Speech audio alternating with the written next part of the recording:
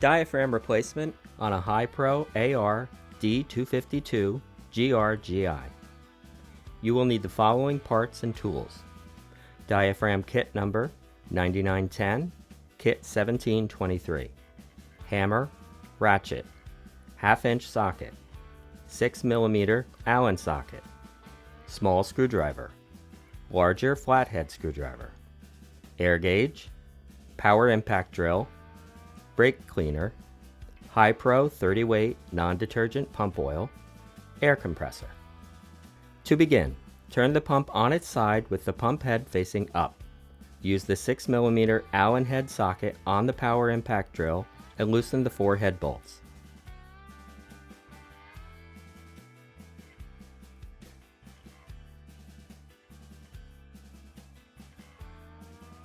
Remove head and bolts and put to the side.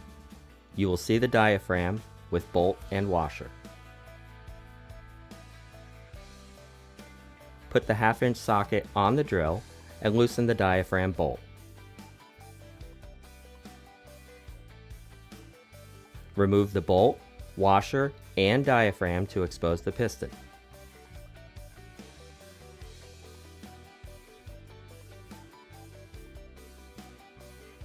Use the small screwdriver to torque the piston, which allows you to expose the piston sleeve.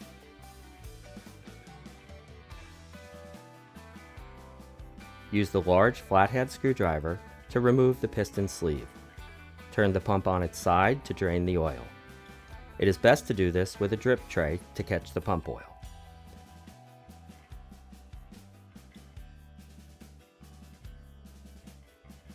Spray brake cleaner in the crankcase and on the piston sleeve to remove any residue.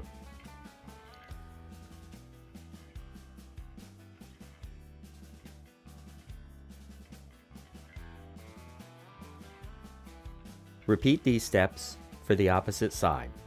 The pump head is the same, so you don't have to worry about putting the wrong head back onto the wrong side.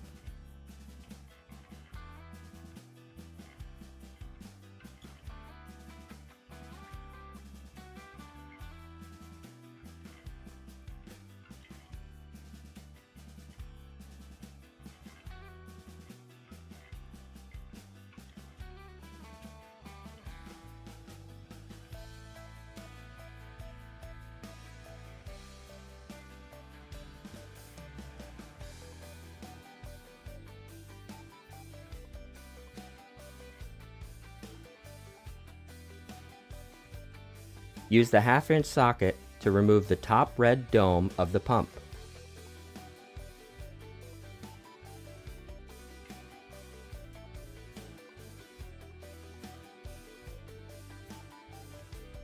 Take the small screwdriver and remove the accumulator diaphragm.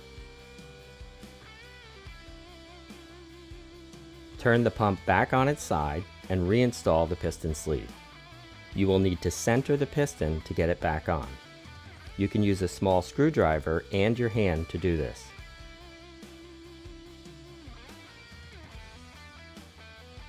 You will now reinstall the diaphragm onto the piston. There are words and numbers marked on the diaphragm itself. You will want the numbers facing outward towards you. Make sure you put the washer back on correctly so it does not dig in and cut the diaphragm. It should sit on the diaphragm like a bowl with the sharp side facing out towards you. Hand tighten the bolt and then use the ratchet to tighten the bolt onto the piston, being careful not to over tighten the bolt.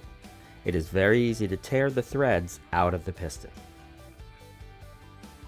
Rotate the shaft to get the piston on the downward stroke and ensure the diaphragm is seated all the way around to keep it from leaking.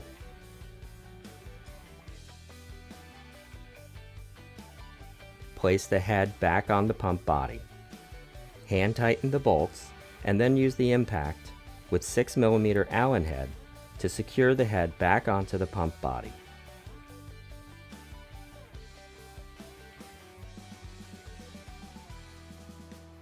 Flip it over to the other side. The piston pin can slide out, preventing the sleeve from being able to go back in. Make sure you push it back in by hand. Fill the pump body back up with the 30 weight non-detergent oil. This is quicker than filling through the sight glass. If you put too much in, it will spill out when putting the piston sleeve back on. Don't worry about having the exact right amount of oil at this point. Once the pump is back together, you will top it off through the sight glass. Line up the piston sleeve and use a hammer or mallet to gently knock it into place.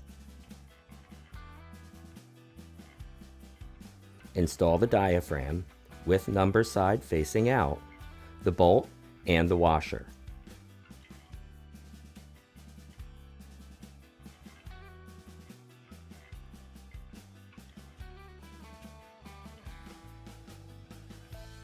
Spin the crankshaft to get the piston on the downstroke and ensure the diaphragm is seated properly.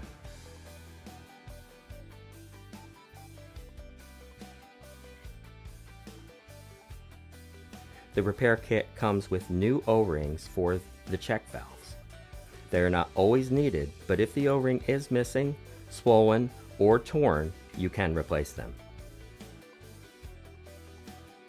Put the pump head back on and secure it to the pump body using the impact and the 6mm Allen head socket.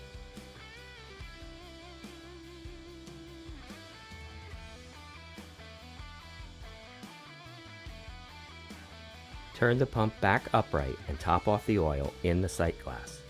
You want the oil to be halfway up the glass so you can visibly see it. It may take a few minutes for the air to rise to the top of the glass.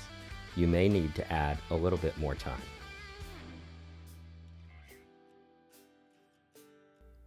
Install the new accumulator diaphragm into the top cavity of the pump.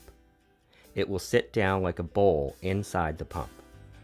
Put head back on in a position where it's easy to access the air valve. The preferred location is away from the sight glass, regulator, and the engine.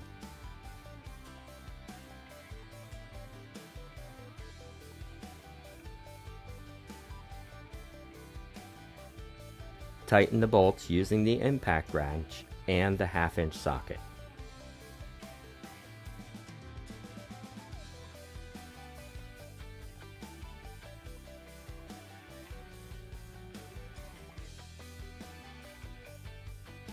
Refill the dome to 20 psi or 20% of your normal operating pressure.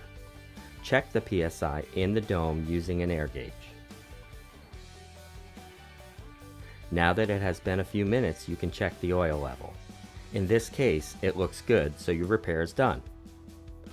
Thanks for tuning in. Subscribe to the Sprayer Depot YouTube channel for more sprayer equipment repair videos.